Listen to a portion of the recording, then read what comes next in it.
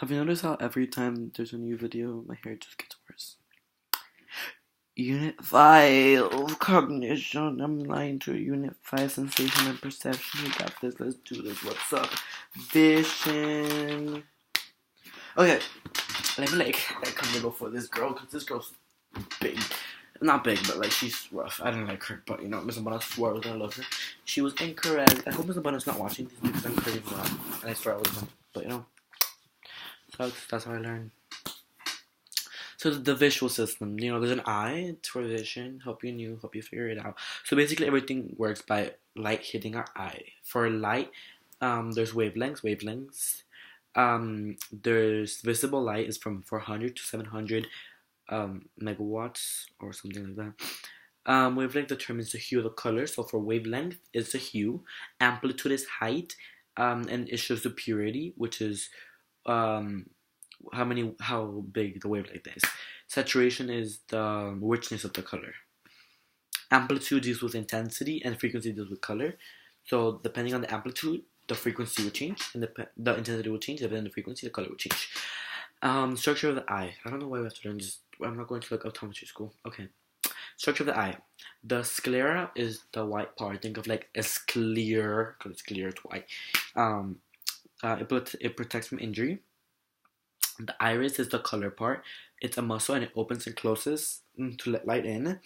The pupil is the black part, which is basically just a hole which actually lets the amount of light into the eye. To focus, you have the cornea, which deals with focusing. It clears everything. It is the membranes for the eye. And you have the lens, which is a transparent gelatin-like structure. That's like the cornea blends all the light together, and the lens fine-tunes it. It gets worse with age. That's why people get cataracts. The retina is basically the film. It gets electromagnetic signals to the brain, and it records the vision. The visual receptors, there's rods, which are very light sensitive, and they don't deal with colors. There's cones which are color, but they're not that good without light. But the most important is the fovea. The fovea basically collects all the light and then sends it away. Let me see what else. There is the optic nerve, which is where everything is interpreted. The ganglioid axons, which are conducting. There's the blind spot, which is when there's no rods or cones so you can't see. The visual processing of the brain. So basically, everything is sent to the optic nerve, which is basically goes opposite of the eye by the optic chase, whatever. The visual cortex. It's located at the occipital lobe, like we talked last chapter. It basically deals with recognizing features, lines, shapes, shadows. Your brain learns to interpret it. Parallel processing is basically simultaneously distributing information across the neural pathways to more than one thing. So for example, you can see shape and line and angles to make one big picture. Binding is basically making the one big picture. So basically putting everything together to make one big picture. This happens at the cerebral cortex. The color visions. Color vision theories. There's a bunch of color vision theories. Basically, nobody really knows how color works, but everybody knows how color works. There's a trichromatic theory. Remember this, because she's going to bite you in the ass. That's basically saying that there's three colors, and they're overlapping wavelengths that create the spectrum of every other colors. After images, basically we look at something for too long. There's the opponent process theory, which basically states that if you look at green for too long, you're gonna see red, and if you see blue for too long, you're gonna see yellow, because one of the cones gets higher, so the other one gets activated, leading it to the opponent color. There's the inattention blindness, which is paying attention to something else so you can't see it. There's change blindness, which basically you don't see a change in the environment. There's choice blindness, which is that you miss things because you are not focused on them. And then there's gestalt theory, which is you look at the big picture. Now we go into sensation. So basically, sensation is the getting the physical energy around us and turning it into electrochemical impulses that are related to the nervous system. It's basically like feeling stuff, literally.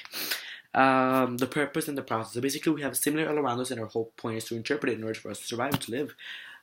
There's two types of processing. There's bottom-up processing, which is bottom-up processing. I wrote this in my flashcards and they were better, but I don't have them with me. Bottom-up from the bottom up. It's basically when you see the sensory receptors see the big picture, we process it, and then we interpret the little ones. And top down is basically using cognitive processing. So first we see the little things, and then we start seeing the big picture. Ouch. We start seeing the big picture. Um, Perception is basically interpreting the information gathered by the senses. So sensation gathers the things, perception interprets it. There's perceptual set, which is what you expect something to, what you expect the stimulus to happen. Transduction is basically the process of turning different types of energy into other types of energy. So like getting the signals and then turning them into like electrical impulses. Sensory receptors in the brain. So basically, there's receptors all around us. Sensory receptors detect senses and send them to the brain. This still follows the all-in-one principle. We talked about it. If you don't want, there's a video referencing to that. Intensity and the frequency increase with the amount of light. The brightness of the light depends affect the frequency. And the intensity. Different senses have their own neural pathways, so each sense have their own individual pathways. There's photoreceptors, which deal with light and sight. Mechanoreceptors, which deal with pressure, vibration, movement, and touch. And hearing, which the mechanisms of your body. Chemoreceptors deal with chemical stimulus, chemochemic. There's synanesthesia, which makes synanesthesia. Anesthesia. I don't know. Makes senses. So for example, like tasting sounds. There's phantom limb, which is basically when like you amputate a leg and you still feel it and it still hurts. It's basically because your brain is still like not used to not having it, so you have to look in a mirror. Threshold. So basically, threshold. Remember when we talked about this when we started the all or none principle and we talked about neurons and the activation complex and all that stuff. Okay, so basically, absolute threshold is the minimum amount needed to activate a feeling. So absolute threshold, the absolute that you need to activate for you to feel anything. If it's below, you're not gonna feel it. For noise, it is irrelevant, distractive sounds. This was made by Fechner, and yeah, basically, you can see flames from 30 miles away. You can hear. This is relevant. She's gonna write it, but it was not on the test. Different threshold. The different threshold basically talks about the difference between two stimuli and the amount of, and for you to notice the difference. So basically, the lowest difference needed to distinguish two things. 50% of the time. The stronger the sense, the less you'll notice it. For example, when there's loud music, the less you'll notice it, like they slightly lower. Weber's law. Weber's law talks the two stimuli must differ by like a constant proportion. So if one's 5, the other one was 10, 15, 20, etc. This is also called a just noticeable difference. Then there's subliminal perception, which is basically detecting information below the conscious level. Subliminal perception basically is like when Disney World throws like the little like food smells and then it makes you buy stuff because you know they're like Illuminati confirmed. This is below the absolute threshold, but it still like affects you. For example, like backmasking, which is putting music with hidden messages. Signal detection theory basically talks about making decisions on stimulus based on uncertainty. So basically, when you look at factors and then you make your decision. So like, well, okay, you're like, should I go with a girl? Should I go up to that girl?